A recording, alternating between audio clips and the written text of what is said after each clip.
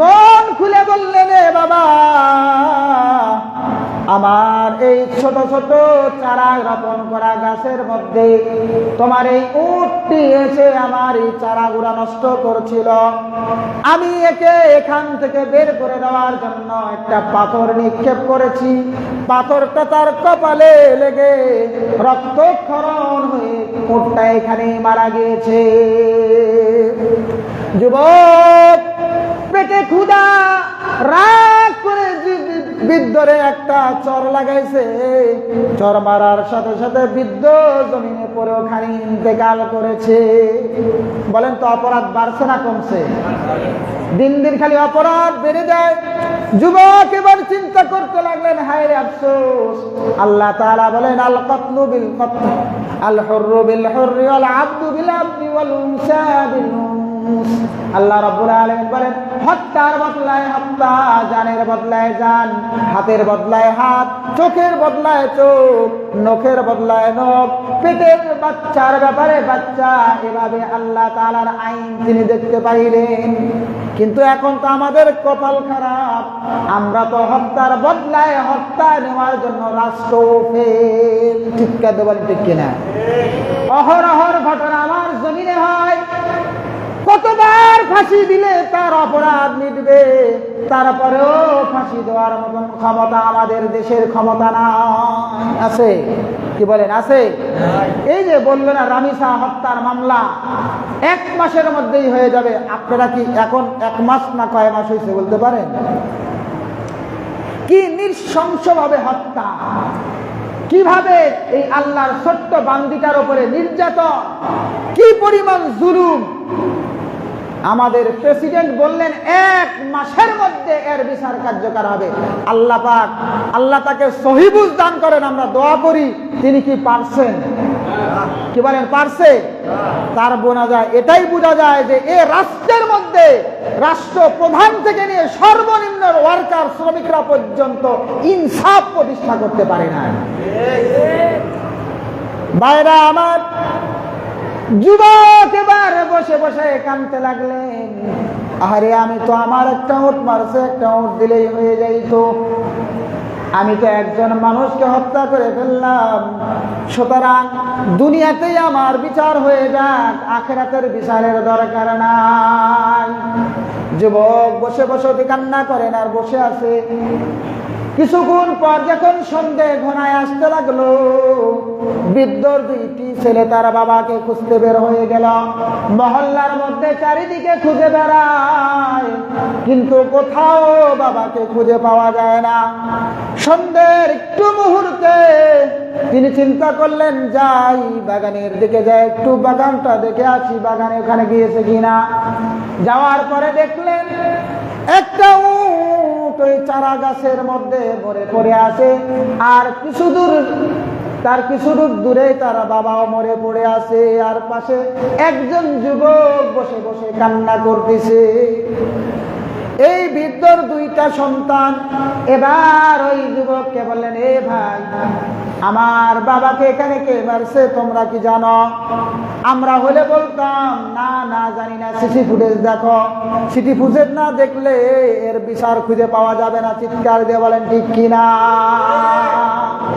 এখন যাই হয় কি কথা জানেন, আমাদের দেশের নিয়ম, আগে সিসি ফুটেজ দেখে আসি, তারপরে বলবো কে মারা গেছে। চিৎকার দিয়ে বলেন ঠিক কিনা?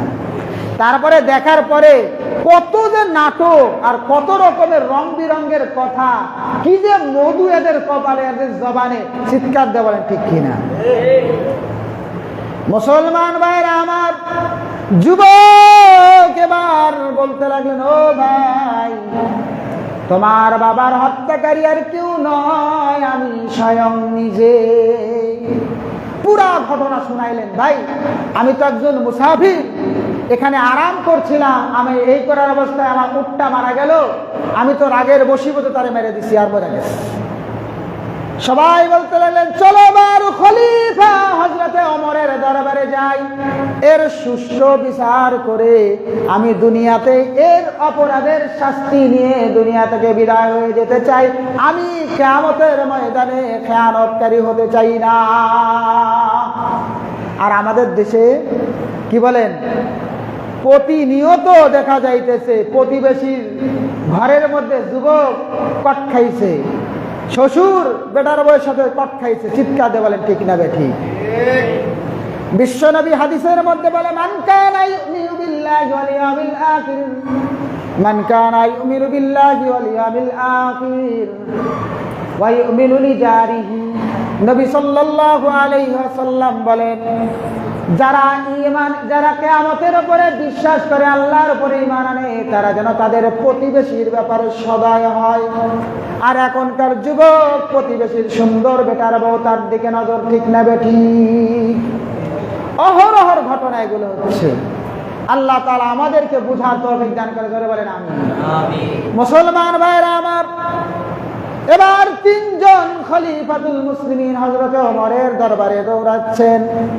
মদিনায় গেলেন আল্লাহর নবীর সাহাবী হযরত ওমর, তদানীন্তকালের রাষ্ট্রপ্রধান, খলিফা, অর্ধজাহানের প্রতিষ্ঠিত, অর্ধজাহানের খলিফা হযরত ওমরের কাছে গেলেন। হযরত ওমর এমন ভাবে মেম্বারের পুরো বসে বসে বিচার কার্যক্রম পরিচালনা করতেন। বর্তমান যুগের এরকম বড় বড় আলাদা বিল্ডিং লাগতো না। আগের জমানায় যারা বিচারপতি থাকতেন, যারা খলিফা হইতেন, তাদের জন্য ভিআইপি প্রটোকলের ব্যবস্থাও ছিল না। কি বলেন, ছিল? এখন যদি আল্লাহ না করুক, আমি আপনাদেরকে ছোট করার জন্য বলতেছি না, এখন যদি আমাদের দেশে এখানে প্রধানমন্ত্রী আসে, দেখবেন আমাদের মধ্যে থেকেই যারা যাবে গুলা পুরা রাস্তা ব্লক করে দিবে, চিৎকার দিয়ে বলেন ঠিক না বেঠিক? আর আগের জামানার খলিফারা আসলে গুরুক্ষা কে যাইতেছে ওটা দেখতেনই না, কারণ তাদের মধ্যে এত ছিল না, ভয় ছিল না, ফুটুস করে মেরে দিবে এই চিন্তাও, কারণ তারা জনগণের সেফটিতে চলতো। তারা তাদের অধীনস্থ জনগণদেরকে নিয়ে ইনসাফ প্রতিষ্ঠা করার কারণে তাদের জীবনের পাহারাদার অন্যেরা জীবন দিয়ে তাদের রাষ্ট্রপতিকে বাঁচায় রাখত। আর এখন খালি সুযোগ পাইলে হয় ফুটুস, ঠিক না বেঠিক? আওয়াজ দিয়ে বলতে হবে, ঠিক না বেঠিক? ভাইরা আমার, তিনজন খলিফা হযরত ওমরের দরবারে গেলেন।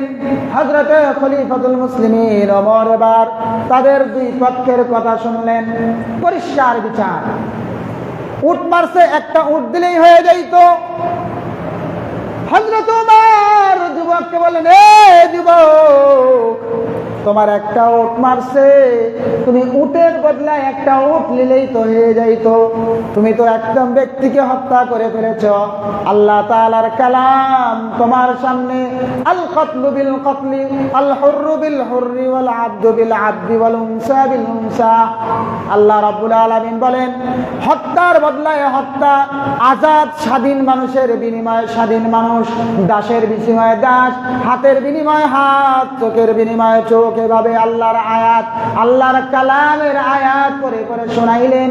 এবার যুবকের বুঝতে বাকি রইল না যে তার বিচার কি হবে, ঠিক না বেঠিক? কয়েকদিন আগে আমরা দেখলাম পার্শ্ববর্তী বিধর্মী রাষ্ট্র, মুশরিক রাষ্ট্র ইন্ডিয়ার মধ্যে 5 জন যুবককে প্রকাশ্যে ধর্ষণের বিচার করেছে। আপনারা দেখেছেন কিনা? দেখেছেন? ভারতের মধ্যে মুশরিক রাষ্ট্রের মধ্যেও ধর্ষণের বিচার প্রকাশ্যে দেওয়া হয়, একদম প্রকাশ্যে মানুষের মধ্যে, দিবালকের মধ্যে তারা ধর্ষণের বিচার করেছেন। আর আমরা মুসলমান সংখ্যাগরিষ্ঠ দেশ, আমরা সবাই দাড়ি টুপিওয়ালা, কিন্তু আফসোসের বিষয় একটাই, এত বড় বড় ধর্ষকদের কোনো রকমের বিচার বাংলার জমিনে হয় না। কি বলেন, হয়? গুলিস্তানের মোড়ে যদি এইরকম রমিসার হত্যাকারী ধর্ষকের যদি প্রকাশ্য বিচার করা হতো, এরকম ধর্ষক ধরে ধরে যদি প্রকাশ্য ফাঁসি দেওয়া হতো, আমার মনে হয় না